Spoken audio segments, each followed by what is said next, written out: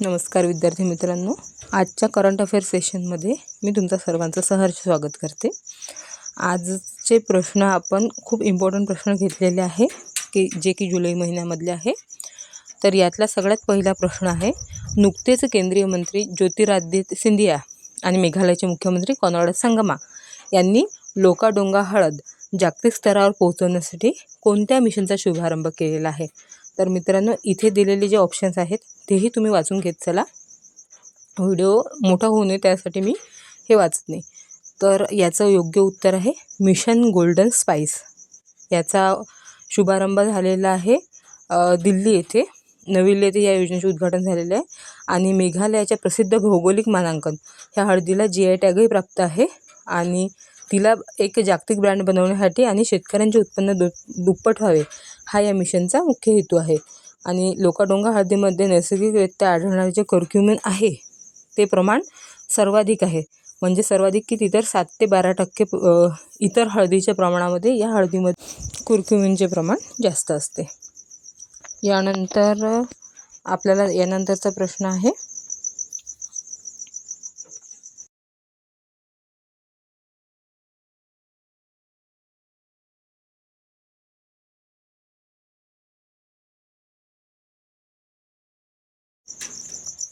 राष्ट्रीय अल्पसंख्याक आयोगाच्या अध्यक्षपदी that is national commission for मायनॉरिटीजच्या अध्यक्षपदी खालीलपैकी कोणाची नियुक्ती करण्यात आलेली आहे? इक्बाल सिंग लालपुरा, हरजीत सिंग ग्रेवाल, मुख्तार अब्बास नकवी की अमरिंदर सिंग? तर याचे योग्य उत्तर आहे ऑप्शन नंबर बी, हरजीत सिंग ग्रेवाल यांची या ठिकाणी नियुक्ती करण्यात आलेली आहे। यानंतरचा प्रश्न, केंद्रीय अंमली पदार्थ ब्युरोने central bureau of narcotics CBN कोणत्या ऑपरेशन अंतर्गत सुमारे 12 कोटी ट्रॅमाडोल गोळ्या जप्त केलेल्या आहेत? तर ह्या ऑपरेशनचं नाव आहे ऑपरेशन वज्र। महत्त्वाचे मुद्दे याबद्दल, काय जप्त केले तर दिल्ली इथून एका गोदामातून ऑपरेशन वज्रच्या अंतर्गत तब्बल 12 कोटी उच्च क्षमतेच्या ट्रॅमाडोल हायड्रोक्लोराईड गोळ्या जप्त करण्यात आलेल्या आहे।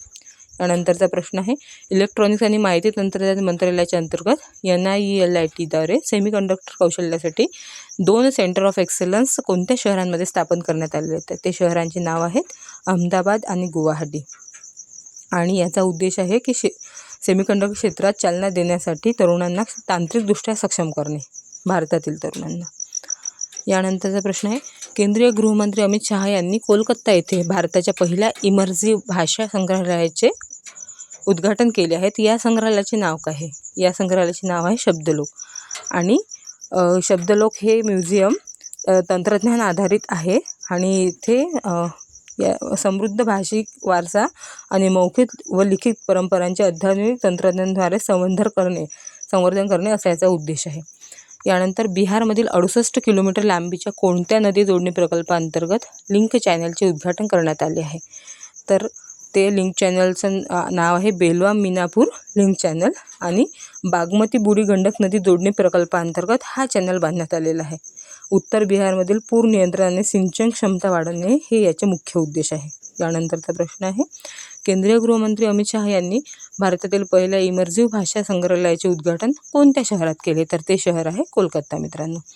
आणि याचं नाव आहे शब्दलोक आणि येथे अत्याधुनिक तंत्रज्ञान, डिजिटल डिस्प्ले, होलोग्राम आणि मोशन सेन्सरच्या मदतीने चालणारे डिजिटल संग्रहालय आहे। यात भारताच्या 22 अधिकृत भाषांचा इतिहास आणि त्यांच्या प्रवासातील माहिती आकर्षकरित्या मांडण्यात येणार आहे। यानंतरचा प्रश्न आहे, नुकताच भारताचा 99वा बुद्धिबळ ग्रँडमास्टर बनण्याचा बहुमान कोणी मिळवला आहे? तर 99वे ग्रँडमास्टर बनलेला आहे रतनवेल VS। तमिळनाडूचा बुद्धिबळपटू रतनवेल VS याने 2500च्या ELO रेटिंगचा टप्पा यशस्वीरित्या पार करून 99वे ग्रँडमास्टर होण्याचा मान मिळवला आहे। यानंतरचा प्रश्न, भारताचे राष्ट्रीय सुरक्षा सल्लागार अजित डोवाल यांना कोणत्या प्रतिष्ठित राष्ट्रीय पुरस्काराने सन्मानित करण्यात येणार आहे? तर आपल्या भारताचे राष्ट्रीय सुरक्षा सल्लागार अजित डोवाल यांना लोकमान्य टिळक राष्ट्रीय पुरस्काराने सन्मानित करण्यात येणार आहे। आणि हा पुरस्कार कोणत्या दिवशी, कोणाच्या जयंतीनिमित्त असं प्रश्न विचारला जाऊ शकतो। तर आज प्रश्न आहे, लोकमान्य टिळक राष्ट्रीय पुरस्कार दरवर्षी कोणत्या दिवशी प्रदान केला जातो?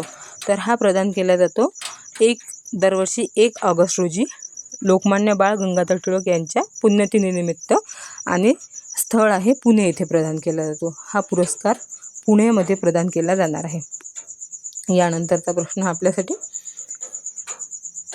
1983 मध्ये सुरू झालेले लोकमान्य टिळक राष्ट्रीय पुरस्काराचे पहिले मानकरी कोण होते? तर ते होते SM जोशी, जे एक ज्येष्ठ समाजवादी नेते होते. आणि त्यानंतर तुम्हाला हा पुरस्कार कोणत्या वर्षी चालू झाला, पहिला कोणाला मिळाला आणि कोणाच्या संस्थेतर्फे देण्यात येतो? हे टिळक स्मारक मंदिर ट्रस्टतर्फे आपल्याला हा पुरस्कार प्रदान केला जातो. यानंतरचा प्रश्न आहे, भारतात मान्यता मिळालेली पहिली डेंग्यू लस क्यूडेंगा कोणत्या वयोगटातील व्यक्तींसाठी वापरली जाणार आहे? तर क्यूडेंगा ही लस वापरली जाणार आहे 4 ते 60 वर्षे वयाच्या वयोगटातील व्यक्तींसाठी. आणि ही डेंग्यू ह्या आजाराला प्रतिबंध करण्यासाठी वापरली जाणार आहे, हे लक्षात ठेवा. यानंतरचा प्रश्न आहे, केंद्रीय औषध मानक नियंत्रण संघटनेने CDSCOने नुकतीच भारतातील पहिल्या डेंग्यू लसीला मंजुरी दिली आहे.